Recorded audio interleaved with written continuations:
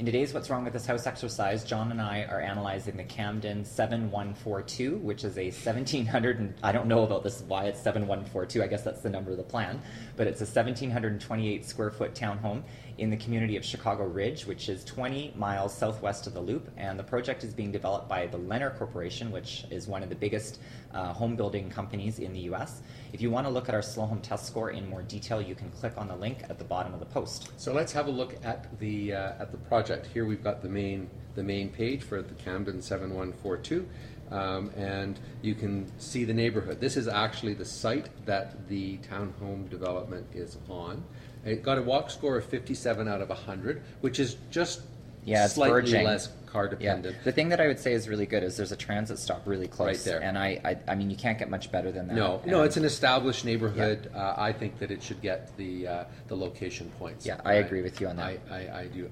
Unfortunately, it doesn't have any advanced environmental performance features discussed on the site. Right. But I do think that it is significant to note that this is a reuse of an existing brownfield site. And for a large suburban home builder like Leonard to do this, I think it's important to note that.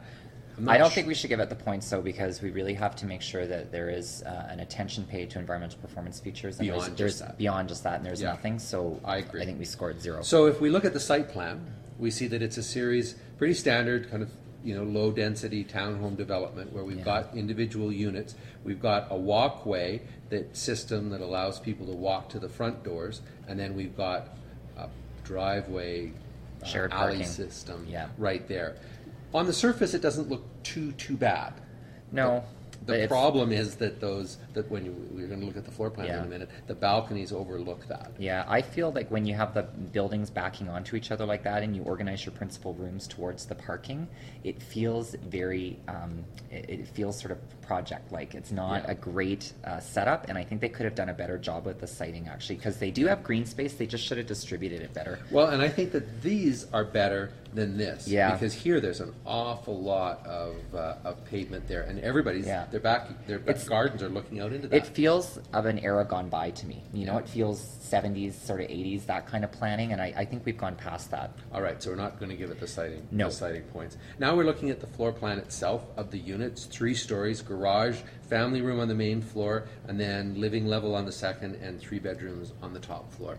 Organization-wise, what do you think? You know what? I don't think it's very good. I think there's 2 issues that we've got with organization. The first one is on the main floor. We have this enclosed kitchen area. It's walled off. There's basically a front of the unit and then there's a back of the unit. Now, I think on a small floor plan, that just makes it feel choppy.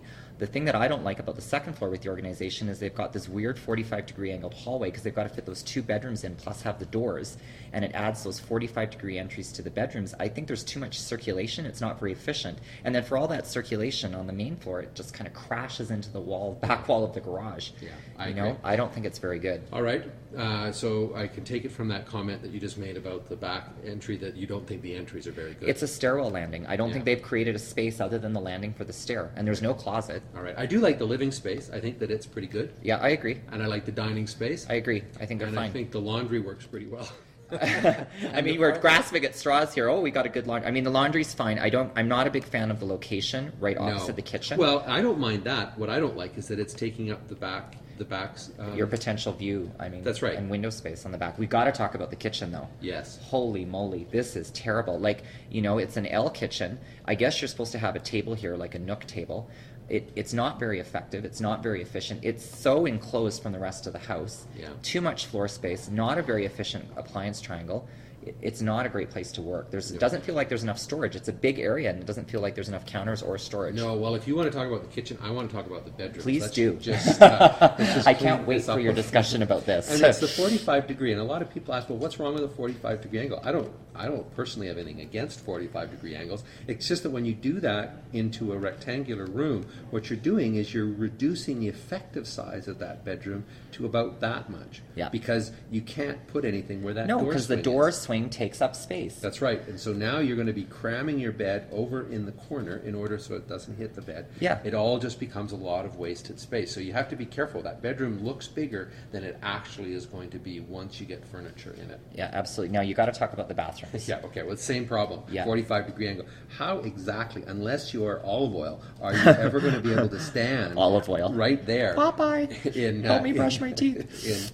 In that corner to actually I know. do anything. It's I know. going to be cramped right from the get-go. There's the mistaken understanding that 45-degree angles save space. They don't. They reduce functionality is what they actually do. So at the end of the day, this house scored a 7 out of 20. It's not very good. No, it certainly isn't. Not What was the worst thing for you? To me, it's the bathroom. Really? I think that is just unforgivable. That you just think about how much time you spend in the bathroom every day getting ready, Yeah, and that's- that you're going to be jammed up against that wall. Yeah. That's just sloppy. For me, it's the organization, having that formal living, dining, and then dividing the kitchen. That just seems like an era gone by to me, something you do in the past. Yeah, well, interested in what your comments are, and thanks for watching.